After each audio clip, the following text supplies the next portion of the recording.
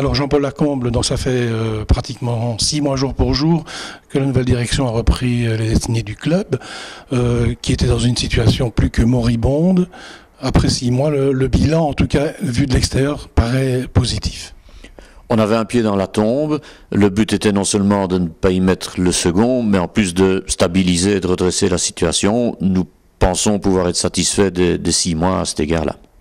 Alors la situation était grave au niveau sportif, bien sûr, puisqu'on descendait en promotion, mais il y avait surtout un gros problème financier. À ce point de vue-là, le redressement est en cours.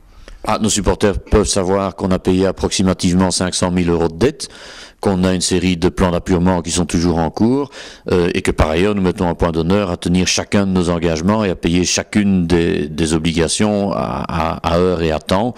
Et donc ça contribue aussi à redresser l'image de marque du club, qui est redevenu un partenaire fiable. Oui, parce que 300 abonnés alors qu'on en entendait une bonne centaine, des partenaires, enfin on sent qu'il y a vraiment un climat positif quand même qui se dégage autour du club. C'est ce que nous sentons aussi.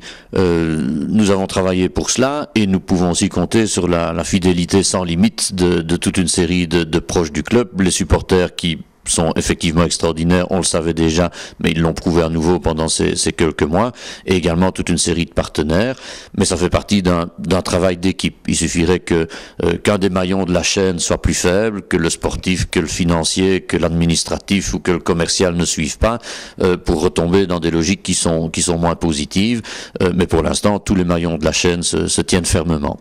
Alors un maillon important, c'est évidemment le sportif, puisque pour que ce climat perdure, il faut que les résultats suivent. Le bilan du premier tour est quand même positif, mais on peut espérer mieux. Mais ça vaut pour le sportif comme pour tous les autres secteurs du club. On oscille après 6 mois entre quel chemin parcouru et quel chemin il reste à parcourir. Le sportif l'illustre bien.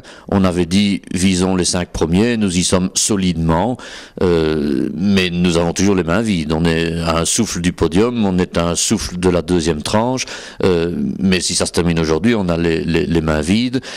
Or, le parfum du tour final flotte un peu autour de l'équipe et c'est un parfum agréable. Donc il faut maintenant tout faire, ça devient un objectif clair pour l'atteindre, et tout faire, ça veut dire y compris renforcer quelque peu le noyau là où la direction sportive nous dit que c'est nécessaire, et c'est un effort que nous allons faire. En clair, ça veut dire que vraiment l'objectif c'est maintenant le tour final, alors qu'au départ de la saison on disait 5-6 premières places avec beaucoup de prudence. Si je vous réponds, on est à un souffle du podium et de la deuxième tranche, mais on s'en moque un peu, continuons en sifflotant, vous ne me croiriez d'ailleurs pas. Donc il est clair que tout le monde a envie de jouer ce tour final.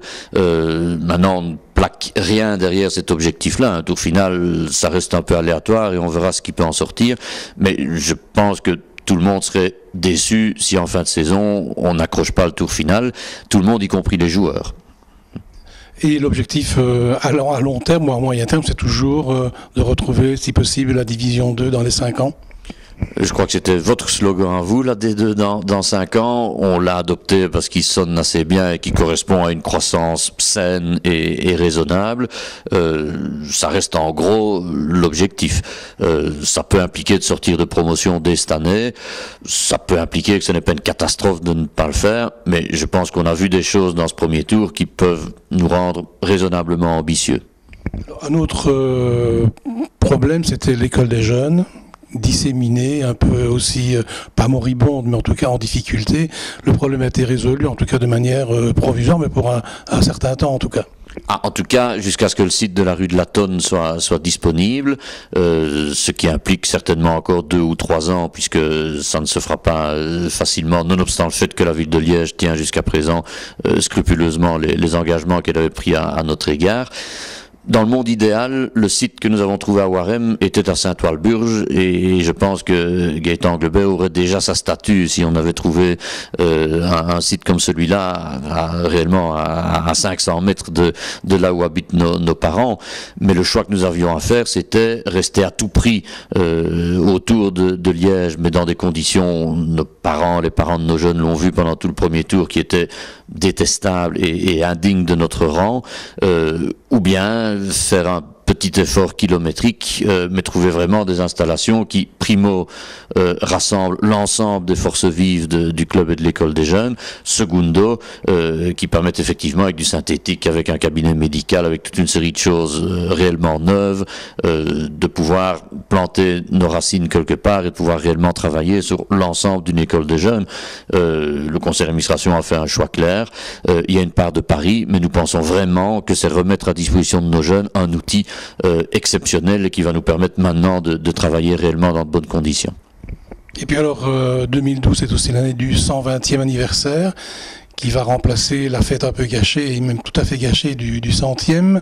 Il y a quelques perspectives aussi intéressantes, encourageantes. Ça va remobiliser aussi toute la famille rouge et bleue. Ça, c'est aussi le but. On vous en dira plus dans les semaines qui viennent. Il y a un programme concret qui est en train de se mettre en place avec une équipe qui travaille beaucoup pour y parvenir. Mais c'est vrai qu'on nous a gâché notre centenaire. C'est vrai qu'il y a eu 20 ans de galère après. Et c'est vrai que maintenant, tout le monde a bien mérité une vraie fête et une série d'activités qui dureront toute l'année, y compris parce que nous avons dit au moment de la reprise que nous ne voulions pas être une île. Le football club liégeois, c'est un élément de la vie sociale à Liège, et donc c'est avec l'ensemble de la communauté liégeoise que nous voulons fêter dignement ce jubilé. Évidemment, s'il y avait le tour final pour agrémenter ce jubilé, ce serait formidable. Ah, ça fait partie des raisons pour lesquelles réellement, si une fois on doit avoir un petit coup de pouce sportif, eh bien ce sera vraiment celui-là. Et je pense réellement, il faut pas être névrosé par la perspective du tour final, ni perdre nos moyens parce qu'on mettrait la barre un peu trop haut. Je pense qu'on a pris goût à la victoire à certains moments de ce premier tour. On est allé gagner à Givry, on a battu Wallin.